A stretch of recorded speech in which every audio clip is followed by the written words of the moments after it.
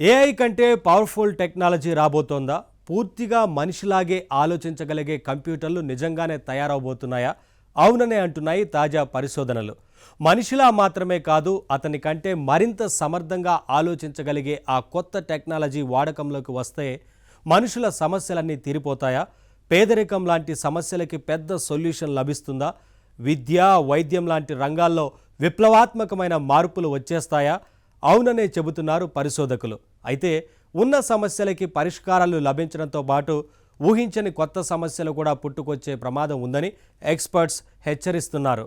మరి ఇంతకీ ఏంటా కొత్త టెక్నాలజీ? ఆర్టిఫిషియల్ ఇంటెలిజెన్స్ని మించిన ఆ పవర్ఫుల్ మేధాశక్తి మనిషికి మేలు చేయబోతోందా, కీడు చేయబోతోందా? అదే తెలుసుకోండి మరి.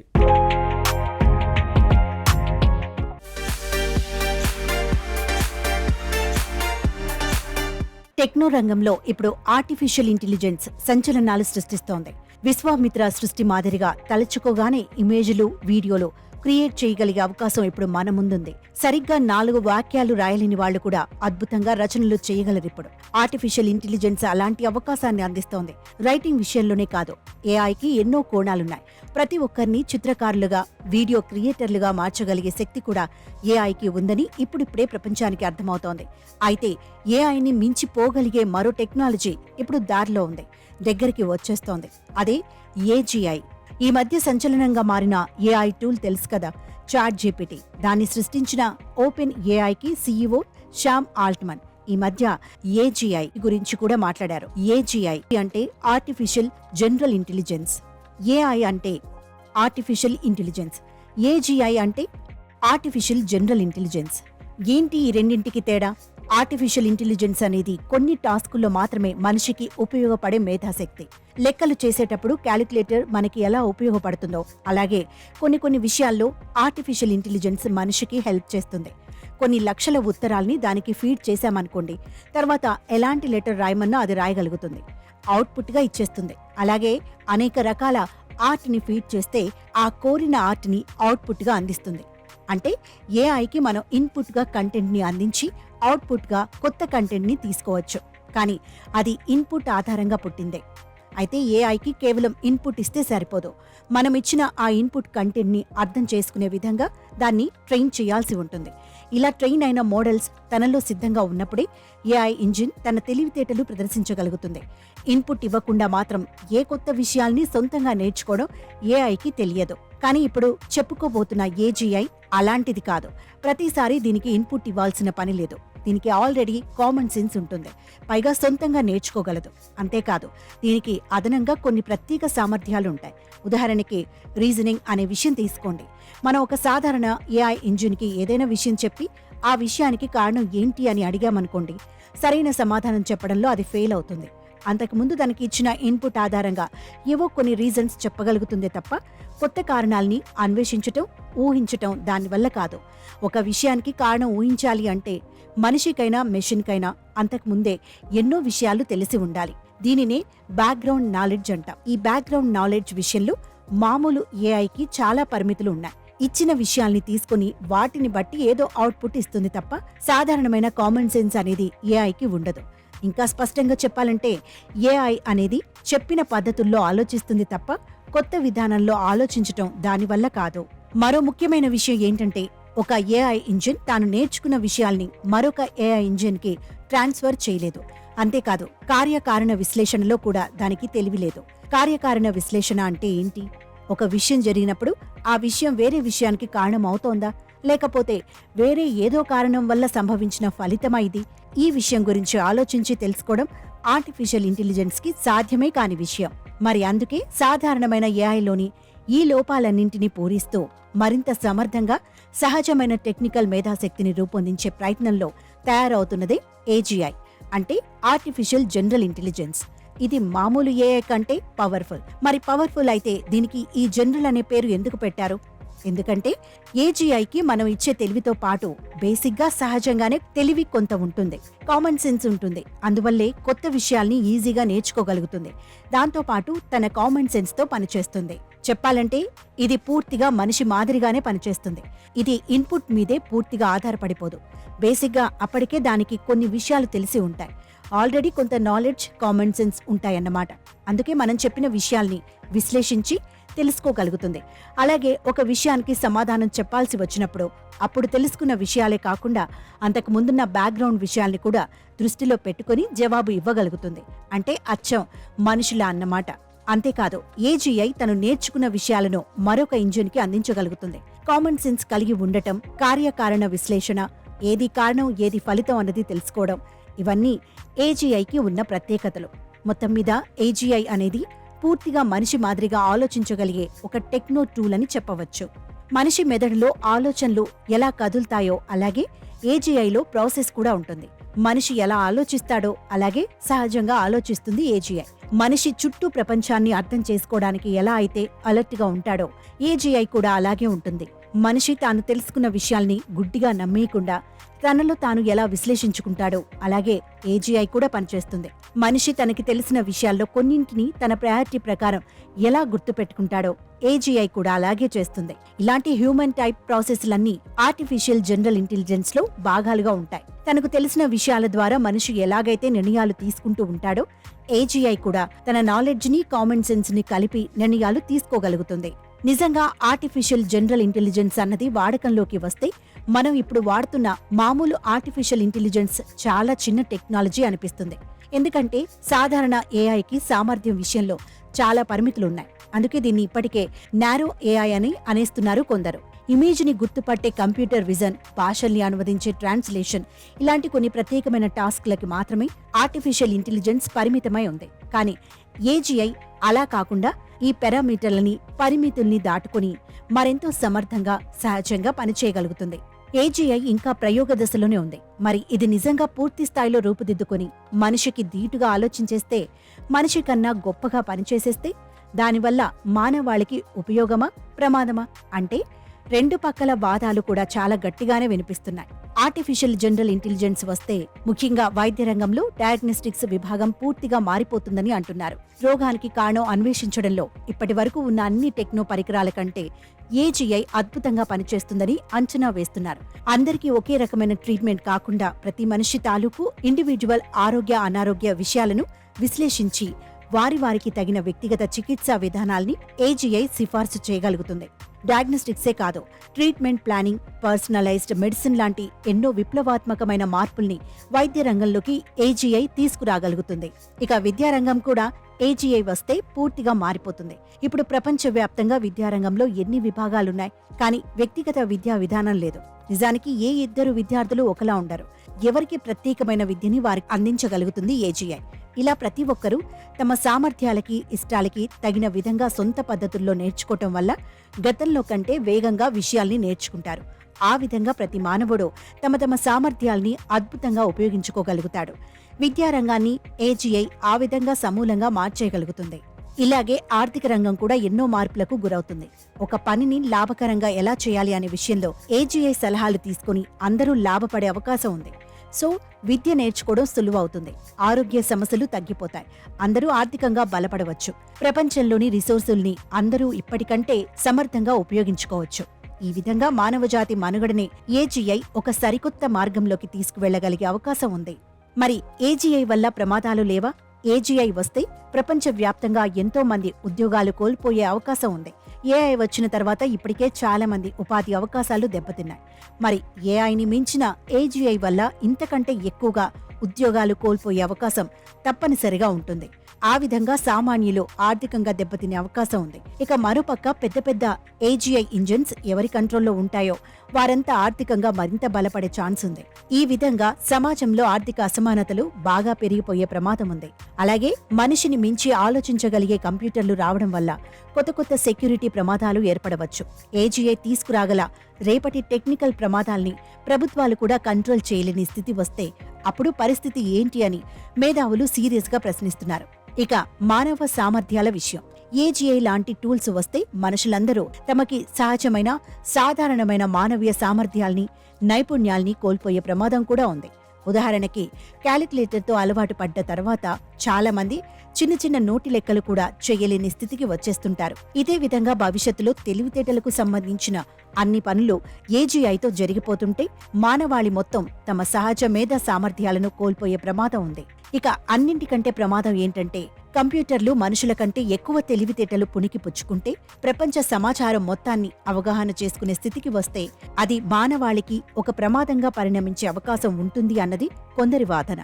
హాలీవుడ్ సినిమాల్లో చూపించినట్టుగా రోబోట్లు మానవాళిని డామినేట్ చేసి మానవ జాతికి కీడు చేసే అవకాశం గురించి ఇప్పుడు తీవ్రమైన చర్చలు నడుస్తున్నాయి. పోనీ ఇదంతా ఏదో సినిమా ఊహగా కొట్టి పడేసినప్పటికీ మరికొన్ని ప్రమాదాలు లేకపోలేదు.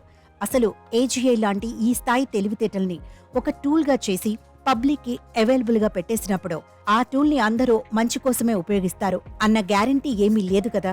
ఏజీఐని ఎవరైనా చెడికి వాడితే పరిస్థితి ఏంటి? ఆర్టిఫిషియల్ ఇంటెలిజెన్స్ వల్ల రాగల ప్రమాదాల గురించి స్టీఫెన్ హాకింగ్ లాంటి మేధావులు ఇప్పటికే హెచ్చరించారు. ఆర్టిఫిషియల్ ఇంటెలిజెన్స్ ని పూర్తి స్థాయిలో డెవలప్ చేస్తే అది మానవ జాతిని అంతం చేయగలిగే అవకాశం ఉందంటూ స్టీఫెన్ హాకింగ్ ఒక సందర్భంలో అన్నారు. ఇక గాడ్ ఫాదర్స్ ఆఫ్ ఏఐ అని చెప్పుకునే ముగ్గురు సైంటిస్టులు యేషువా, జాఫరీ, యాన్లీ కున్ అనేవారు కూడా ఏజీఐ వల్ల రాగల ప్రమాదాల గురించి తీవ్రంగా హెచ్చరించారు. ఏదేమైనా ఇప్పుడు ఏజీఐ ప్రయోగాలు ముందుకే పోతున్నాయి. రేపో మాపో ఏజీఐ బేసిక్ స్వరూపం మానవాళి ముందుకు వచ్చే అవకాశం ఉంది. ప్రస్తుతం చాట్ జీపీటీ తయారు చేసి సంచలనం సృష్టించిన ఓపెన్ సంస్థే ఈ పనిలో బిజీగా ఉంది. ఏజీఐ మీద పెద్ద పెద్ద పెట్టుబడులు పెట్టి తీవ్రంగా పరిశోధనలు సాగిస్తోంది. దీనిపైన కంట్రోల్ నిబంధనలు ఇవన్నీ ఉండి తీరాలి. మనిషి అనేవాడు జీవితంలో తనకి ఉపయోగపడడం కోసం తయారు చేసుకున్న టెక్నాలజీ ఆర్టిఫిషియల్ ఇంటెలిజెన్స్. అది నిజంగానే ఇప్పుడు మనిషికి ఉపయోగపడుతోంది. అయితే పరిమితమైన ఈ ఏఐ టెక్నాలజీకి మానవ సహజమైన జనరల్ ఇంటెలిజెన్స్ ని, కామన్ సెన్స్ ని కూడా జతచేసే ప్రయత్నమే ఈ ఏజీఐ. ఏజీఐ పేరుతో ఒక అద్భుతాన్ని సృష్టించే క్రమంలో మనిషి తనకున్న సొంత కామన్ సెన్స్ ని మిస్ అయిపోకూడదు.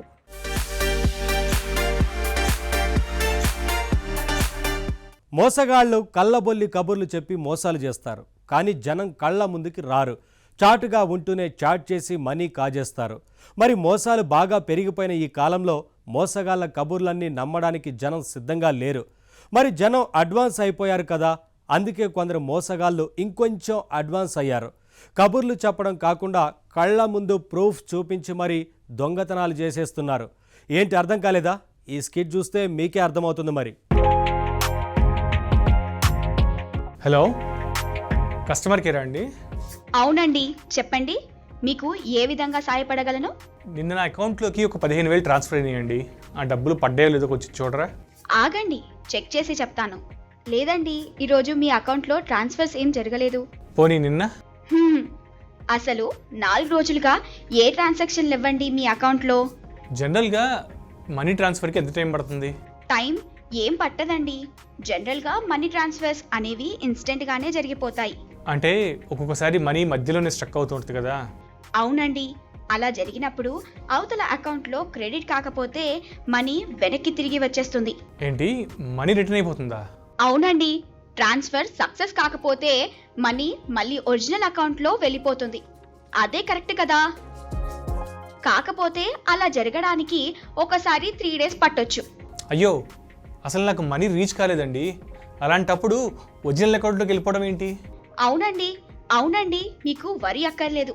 మీ మనీ ఎక్కడికి పోదు. ఎవరు సెండ్ చేశారో వాళ్ళ అకౌంట్లోకి వెళ్ళిపోతుంది. ఇది బాగుంది. మనీ నాకు రాకుండా మళ్ళీ వాడికే వెళ్ళిపోతే నాకు లాభం ఏంటండి? అర్థం కాలేదు. ఇంతకీ ఏంటి సార్ మీ ప్రాబ్లం? ఒకటి నాకు 15,000 ట్రాన్స్ఫర్ చేశాడండి. అది ఇప్పటి వరకు నాకు రీచ్ అవ్వలేదు. వాళ్ళు ఏ బ్యాంక్ అకౌంట్ నుంచి ట్రాన్స్ఫర్ చేశారో చెప్పగలరా? లేదండి, అదేదో యాప్ యూజ్ చేసి నాకు మనీ ట్రాన్స్ఫర్ చేశారు. కరెక్ట్గా గుర్తులేదు. మీరు డీటెయిల్స్ కరెక్ట్గా ఇస్తేనే మేము చెక్ చేయగలమండి. మీరు కనుక్కొని మళ్ళీ కాల్ చేయండి. ఏంటో ఈ గోల. అడ్వాన్స్ టెక్నాలజీ అంటారు, తీరా మనీ పోతేనేమో దిక్కే లేదు. హలో, ఎంత చేపైన లైనే కలవదు. 1 నొక్కు 2 నొక్కు ఆటోమేటిక్ వాయిస్ల గోల తప్ప ప్రాణమున్న మనిషి కనెక్ట్ అయ్యేసరికి మన ప్రాణాలే పోతాయి. ఏం బ్యాంకులో ఏంటో. అతనికి ఫోన్ చేద్దాము, తన అకౌంట్లో మనీ ఏమన్నా పడిందేమో చూద్దాం. ఈ ఫోను ఆఫ్లో ఉంది. ఎందుకైనా మంచిది కంప్లైంట్ ఇద్దాం. చెప్పండి. నాదొక పాత ల్యాప్టాప్ ఉంది సార్. ఈ మధ్య ఆన్లైన్లో అమ్మాలని ట్రై చేశాను. ఓఎల్ఎక్స్లోనే? కాదు సార్, ఫేస్బుక్లో ఎవరో పరిచయం అయితే అమ్మాను సార్. వాళ్ళు డబ్బులు కూడా ట్రాన్స్ఫర్ చేశారు, కానీ నా అకౌంట్లో కనిపించట్లేదు. మరి ఆ విషయం బ్యాంకులో కనుక్కోపోయారా? ట్రాన్స్ఫర్ విషయంలో ఎక్కడైనా స్ట్రక్ అయితే వాళ్ళు హెల్ప్ చేస్తారు కదా. అది అయింది సార్. వాళ్ళని అడిగితే అసలు ఎలాంటి ట్రాన్స్ఫర్ జరగలేదంటున్నారు సార్. అవునా? అసలు మీ ల్యాప్టాప్ ఎవరికి అమ్మారు, ఎందుకు అమ్మారు, ఎక్కడ అమ్మారు, ఆ డీటెయిల్స్ అన్ని క్లియర్గా చెప్పండి. చాలా మంచి ల్యాప్టాప్ సార్. 4 ఏళ్ల క్రితం 50,000 పెట్టి కొన్నాను. ఇప్పుడు 15,000కి అమ్మి కొత్త ల్యాప్టాప్ కొనుక్కుందాం అనుకున్నాను. కానీ ఇప్పుడు ఓకే, ల్యాప్టాప్ అమ్ముతున్నానని ఫోటోలు తీసి ఫేస్బుక్లో పెట్టాను సార్. ఫేస్బుక్లో పెట్టారా? అవును సార్. నేను ఫేస్బుక్లో చాలా గ్రూపుల్లో ఉంటాను. అక్కడ తెలిసిన వాళ్ళు ఎవరో ఒకళ్ళు నా ల్యాప్టాప్ కొనుక్కుంటారు అనుకుంటాను కదా సార్. ఓకే. ఒక పర్సన్ పరిచయం అయ్యాడు సార్. ల్యాప్టాప్ నచ్చింది, ప్రైస్ కూడా ఓకే అనేసుకున్నాము. మరి ఇంకేంటి ప్రాబ్లం? ల్యాప్టాప్ డైరెక్ట్గా చూస్తే కానీ కొన్నాడు సార్. ఓహో, అంతే కదా మరి. అవును సార్, అంతే కదా. ఆన్లైన్లో అమ్మేటప్పుడు ఏ మోసగాళ్ళ బారినో పడి మనం కూడా మోసపోతాం అనుకుంటాం కదా, అలాగే కొనేవాళ్ళు కూడా ఆలోచిస్తారు కదా అనుకున్నాను. అతన్ని ఇంటికి వచ్చి చూసుకోమన్నా. మరి ఇంటికి వచ్చాడా? వచ్చాడు సార్. అంతా చూసుకున్నాడు, ల్యాప్టాప్ ఓకే అనుకున్నాడు, డబ్బులు కూడా ట్రాన్స్ఫర్ చేశాడు, పట్టుకెళ్ళిపోయాడు. మరి ఇంకేంటి ప్రాబ్లం? కానీ ఆ అమౌంట్ ఇప్పటి వరకు నాకు అకౌంట్లో పడలేదు సార్. బ్యాంక్ వాళ్ళని అడుగుతుంటేనేమో సార్ అసలు అలాంటి ట్రాన్స్ఫర్ ఏది జరగలేదు అంటున్నారు. ఏం అర్థం కావట్లేదు సార్. అతడు మనీ ట్రాన్స్ఫర్ చేశాడు మీరు చెప్తున్నారు, సరే, అది మీరు చూసారా? అవును సార్, చూశాను. నా ఎదురుగుండానే తన మొబైల్లో బ్యాంక్ యాప్ ఓపెన్ చేశాడు. దాంట్లో నా అకౌంట్ నెంబర్ కూడా ఎంటర్ చేశాడు. నా అకౌంట్ నెంబర్ ఎంటర్ చేసిన తర్వాత మొబైల్ నాకు చూపించాడు సార్. ఎస్, ఇది నా అకౌంటే అని కన్ఫర్మ్ చేసుకున్న తర్వాత ట్రాన్స్ఫర్ బటన్ క్లిక్ చేశాడు. ట్రాన్స్ఫర్ బటన్ క్లిక్ చేసిన సంగతి సరే, మనీ ట్రాన్స్ఫర్ అయింది మీరు చూసారా? అయ్యో, స్పష్టంగా కనిపించింది సార్. నా అకౌంట్ నెంబర్తో సహా ఇదిగో ఈ అకౌంట్ నెంబర్కి 15,000 ట్రాన్స్ఫర్ అయిందని అతని బ్యాంక్ యాప్లో క్లియర్గా కనిపించింది సార్. ఓహో, అతడి బ్యాంక్ యాప్లో కనిపించింది. అవును సార్, ట్రాన్స్ఫర్ అయినట్టు క్లియర్గా కనిపించింది, కానీ నా అకౌంట్లో మాత్రం మనీ కనిపించట్లేదు. ఈ మిస్టరీ ఏంటో నాకు అర్థం కావట్లేదు. మరి మీకు ట్రాన్స్ఫర్ చేసిన వ్యక్తికి ఫోన్ చేసి అడగపోయారా? అతని ఫోన్ నెంబర్ మీ దగ్గర లేదా? చేశాను సార్, కానీ ఆయన ఫోన్ ఎత్తట్లేదు.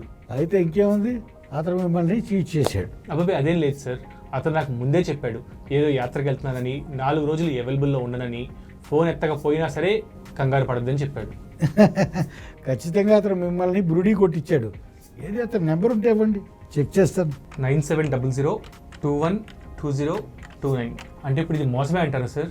ఇంకా డౌట్ ఏంటండి, అతను ఖచ్చితంగా మిమ్మల్ని చీట్ చేశాడు. మీరే చూడండి, ఇప్పుడు కాదు కదా, ఒక వారం తర్వాత మీరు ఫోన్ చేసినా వాడు ఆ ఫోన్ ఎత్తాడుగాక ఎత్తాడు. అసలు ఆ సిమ్ కార్డ్ని బయటికి ఎక్కడో పారేసి ఉంటాడు.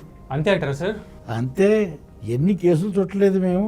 కానీ ఆ రోజు అతను నాకు కళ్ళు ఎదురుగానే ట్రాన్స్ఫర్ చేశాడు సార్. సరే, కళ్ళెదురుగుండానే ట్రాన్స్ఫర్ చేశాడు. అయితే అది ఏ బ్యాంక్ యాప్ చెప్పండి. ఈ యాప్ అంటే అతని మొబైల్లోకి తొంగి చూడలేం కదా సార్ మనం, అది కూడా మనీ ట్రాన్స్ఫర్ చేస్తున్నప్పుడు. మర్యాద కూడా కాదు కదా సార్, అందుకే క్లియర్గా చూడలేదు సార్. అది కరెక్టే. ఇదిగో ఇలాంటి సున్నితమైన విషయాల్ని వాళ్ళు బాగా ఎక్స్ప్లెయిన్ చేస్తుంటారు. ఫైనల్గా నాకు తన బ్యాంక్ యాప్ చూపించాడు సార్. దాంట్లో క్లియర్గా కనిపించింది అమౌంట్ నా అకౌంట్కి ట్రాన్స్ఫర్ అయినట్టు. అది అఫీషియల్ బ్యాంక్ యాప్ కాకపోతే అలా చూపిస్తుంది అంటారా సార్? అఫీషియల్ లేదు, అన్అఫీషియల్ లేదు, అసలు బ్యాంక్ అకౌంటే లేదు. అది ఖచ్చితంగా దొంగ యాపే. దొంగ యాపా సార్? అవును, ఖచ్చితంగా దొంగ యాపే. ఈ మధ్య ఇలాంటివి వస్తున్నాయి, జస్ట్ చూడటానికి బ్యాంక్ యాప్లో ఉంటాయి, నిజానికి ఏ బ్యాంక్కి లింక్ అయ్యి ఉండవు. ఏ అకౌంట్ నెంబర్ ఎంటర్ చేసినా ఇదిగో మనీ ట్రాన్స్ఫర్ జరిగిపోయిందని అందంగా మెసేజ్ చూపిస్తుంది, అంతే.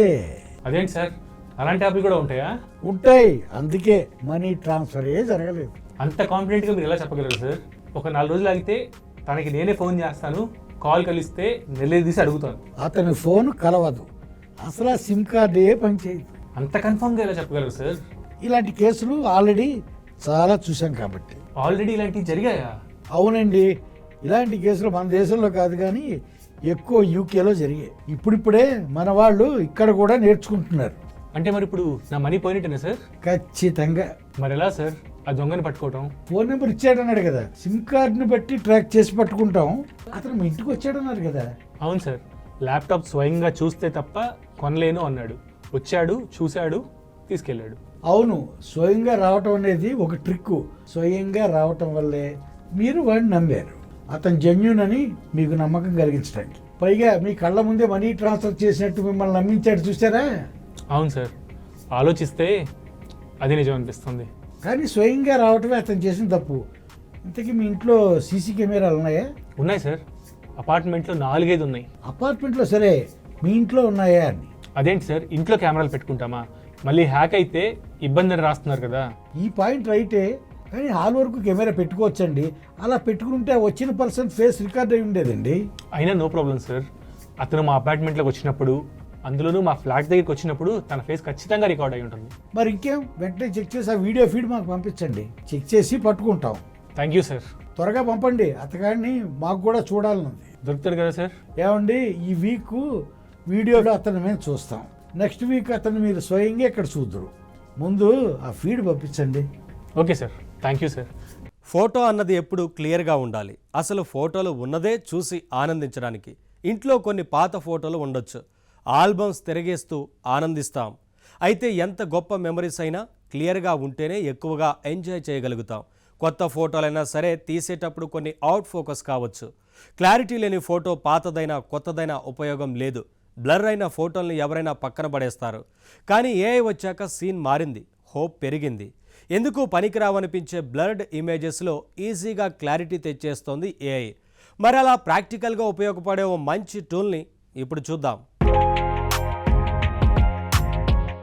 ఓల్డ్ ఫ్యామిలీ ఫొటోస్ అయినా లేదా మన ఏ ఫొటోస్ అయినా సరే బ్లర్ అయి ఉన్నట్లయితే వాటిని క్లియర్ చేసే ఒక మంచి టూల్ని, అది కూడా ఏఐ సాయంతో పనిచేసే ఒక మంచి టూల్ని వాళ్ళ పరిచయం చేయబోతున్నాను, ఫిక్స్ బ్లర్. ఈ fixblur.com ద్వారా ఈ టూల్ని ఉపయోగించి మనం ఏ ఫొటోస్ అయినా సరే బ్లర్గా కనిపిస్తే వాటిని చాలా క్లియర్గా చేసి చూపించే ఒక మంచి టూల్ ఉంది. అసలు అది ఎలా పనిచేస్తుంది ఏంటి అనేది ఒకసారి చూద్దాం. ఈ fixblur.comని మనం లాగిన్ అవ్వాల్సి ఉంటుంది. నేను ఆల్రెడీ నా ఐడితోని లాగిన్ అయి పెట్టుకున్నా. సో ఇప్పుడు ఇక్కడ లాగిన్ అయిన తర్వాత అప్లోడ్ అ ఫోటో అని ఉంది కదా, you have 2 credits left to fix photos. So upload a photo అని ఉంది. ఇక్కడ మనం ఇమేజ్ని అప్లోడ్ చేయాల్సి ఉంటుంది. నేను ఆల్రెడీ కొన్ని బ్లర్డ్ ఇమేజెస్ పెట్టుకున్నా. ఆ బ్లర్ అయిన ఇమేజెస్ని క్లియర్ ఎలా చేస్తుంది అనేది ఒకసారి మనం చూద్దాం, ఎలా పనిచేస్తుంది అనేది చూద్దాం. అప్లోడ్ అన్ ఇమేజ్ అని క్లిక్ చేస్తే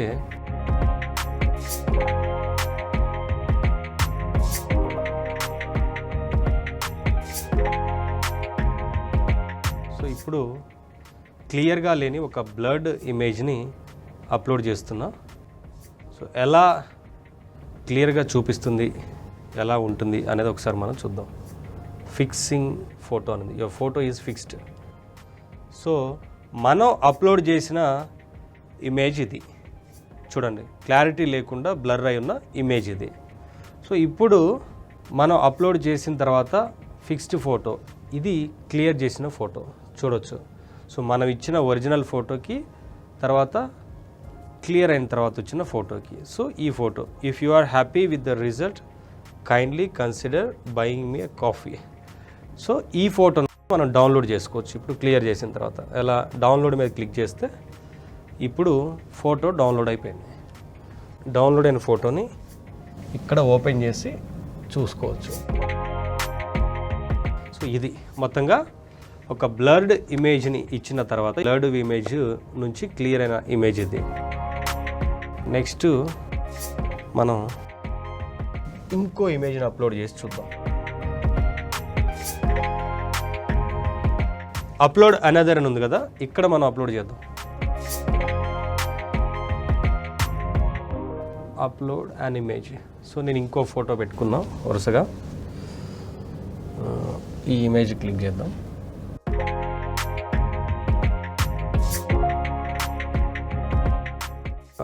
ఇమేజ్ని అప్లోడ్ చేస్తున్నాం.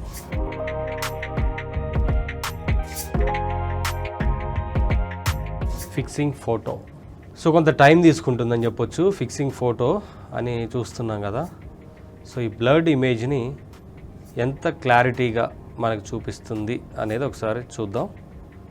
సో కొంత టైం తీసుకుంటుంది. Upload an image. సో నేను ఇంకో ఫోటో పెట్టుకున్నాం వరుసగా.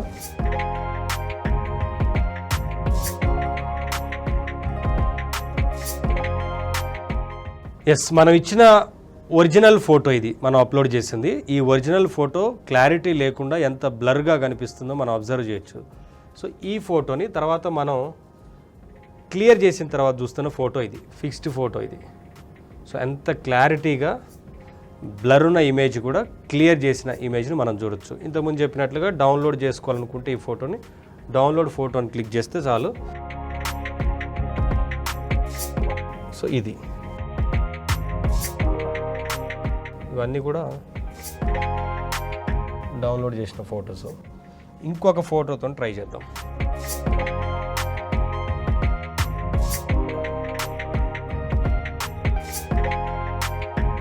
సో మొత్తంగా రోజుకి కొన్ని మాత్రమే ఇమేజెస్ని మనం బ్లర్డ్ ఇమేజెస్ని చేసుకోవడానికి అవుతుంది. కానీ ఇంకా ఎక్కువ కనుక చేయాలనుకుంటే ఒకవేళ మనం ఇలా అమౌంట్ పే చేసుకోవాల్సి ఉంటుంది. సో మైనర్గా $5 అని, మీడియం $10 అని, మెగా అయితే $20 అని చెప్పి మనకి ఇస్తున్నారు కదా. సో అలా అమౌంట్ పే చేసుకొని ఇంకా ఎక్కువ ఇమేజెస్ని మనం చూపించడానికి అవుతుంది.